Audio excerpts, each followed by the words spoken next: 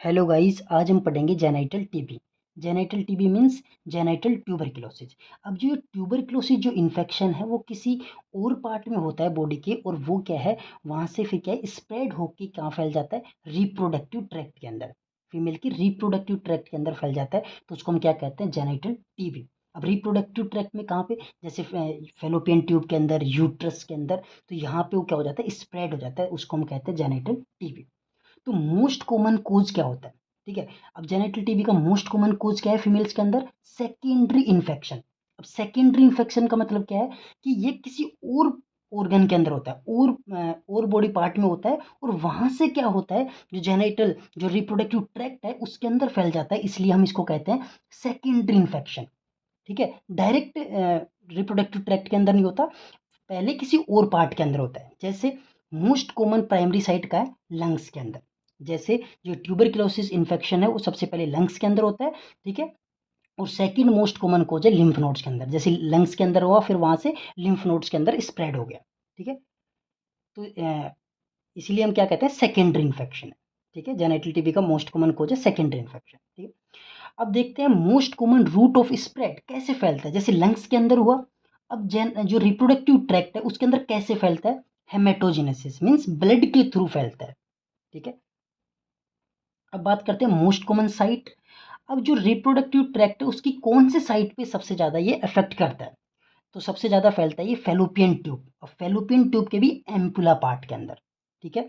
फिर उसके बाद में फेलोपियन ट्यूब से डायरेक्ट कहाँ चला जाता है, ये यूट्रस के अंदर फैल जाता है, ठीक है। लीस्ट कॉमन साइट, जो साइट सबसे कम अफेक्ट होती है वो है वल्वा और वेजाइना। यहाँ तक बहुत कम देखने को मिलता है, ठीक है। मेनली ये कहाँ पे फैलता है, फेलोपियन ट्यूब के एम्पुलर पार्ट में, और फिर फेलोपियन ट्यूब से कहाँ चला जाता है, यूट्रस के अंदर चला जाता है, ठीक है। Most common route of spread for endometrial tuberculosis. Endometrial tuberculosis means कि भाई जो यूट्रस के अंदर जो एंडोमेट्रियम है उसके अंदर कैसे आया, तो उसके अंदर डायरेक्ट स्प्रेड होता है। डायरेक्ट स्प्रेड कैसे, कि सबसे पहले लंग से कहाँ है, फेलोपियन ट्यूब, अब फेलोपियन ट्यूब से डायरेक्ट कहाँ चला जाता है, यूट्रस के अंदर, एंडोमेट्रियम के अंदर, इसलिए हम इसको क्या कहते हैं, डायरेक्ट स्प्रेड कहते हैं, ठीक है। अब जैसे कोई फीमेल है उसके अंदर जेनेटल ट्यूबरक्लोसिस है और वो ओपीडी के अंदर आती है, तो उसके अंदर क्या क्या सिम्टम्स हमको देखने को मिलेंगे, ठीक है। अब हम सिम्टम्स की बात करते हैं, तो जो मोस्ट कॉमन सिम्टम है वो है इनफर्टिलिटी, ठीक है। सबसे मोस्ट कॉमन सिम्टम क्या है, इनफर्टिलिटी, ठीक है।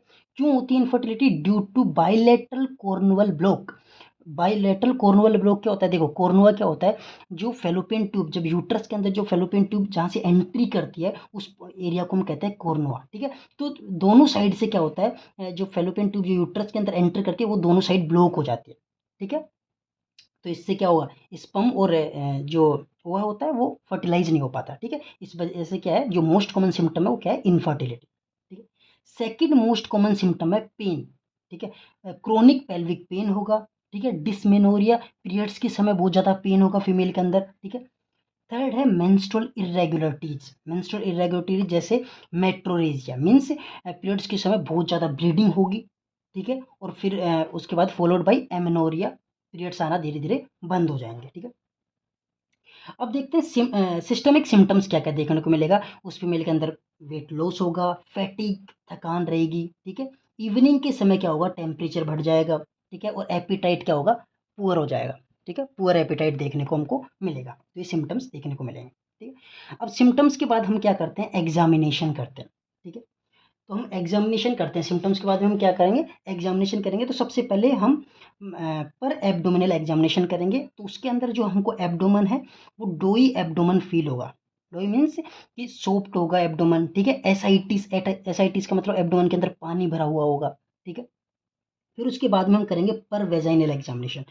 पर वेजाइनल एग्जामिनेशन करने से पहले हम देखेंगे कि जो फीमेल है वो रिप्रोडक्टिव एज है या प्यूबर्टल एज। अगर रिप्रोडक्टिव एज फीमेल होगी तो उसके अंदर जो पर वेजाइनल एग्जामिनेशन है वो नॉर्मल आएगा, और अगर प्यूबर्टल फीमेल होगी तो उसके अंदर अपन को बाइलेटरल एडिनेक्सल मास देखने को मिलेगा। बाइलेटरल एडिनेक्सल मास मीन्स जो यूट्रस के पीछे, एडिनेक्सल मीन्स यूट्रस के पीछे जैसे फेलोपियन ट्यूब होती है, ओवरी, उनके अंदर हमको लम्स मास देखने को मिलेगा, ठीक है। अब उसके बाद में हम एग्जामिनेशन के बाद में हम चलते हैं इन्वेस्टिगेशन में, ठीक है। तो इन्वेस्टिगेशन ऑफ चॉइस क्या होता है, जेनेटल टीबी में जो इन्वेस्टिगेशन ऑफ चॉइस होता है वो होता है एंडोमेट्रियल बायोप्सी। हम क्या करते हैं, एंडोमेट्रियल बायोप्सी करते हैं।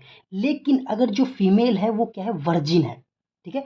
वर्जिन फीमेल है तो हम उसके अंदर हम एंडोमेट्रियल बायोप्सी नहीं करवाते हैं, उसके अंदर हम कलेक्ट करते हैं day 1 of menstrual blood collect करके फिर हम टेस्ट के लिए भेजते हैं, ठीक है। उसके अंदर जो वर्जिन फीमेल होती है उसके अंदर हम एंडोमेट्रियल बायोप्सी नहीं करवाते हैं, ठीक है।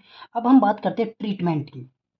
तो जो ट्रीटमेंट है जेनिटल टीबी का वो क्या है, एटीटी, एंटी ट्यूबरकुलोसिस थेरेपी देते हैं हम, ठीक है। कितने दिन, 6 मंथ के लिए, ताकि उसकी जो फर्टिलिटी है वो इम्प्रूव हो सके, ठीक है। फिर उसके बाद में treatment for infertility in genital TB, जैसे इनफर्टिलिटी आ गई, ठीक है, कंसीव ही नहीं हो पा रहा, तो उस केस में जो लास्ट हमारे पास रहता है वो क्या रहता है, इन विट्रो फर्टिलाइजेशन, ठीक है, इन विट्रो फर्टिलाइजेशन करवाते हैं, ठीक है। तो आज के लिए इतना ही गाइस, हम मिलते हैं नेक्स्ट वीडियो में। अगर आपको हमारी वीडियो पसंद आई हो तो चैनल को सब्सक्राइब करें, कमेंट करें। Thank you.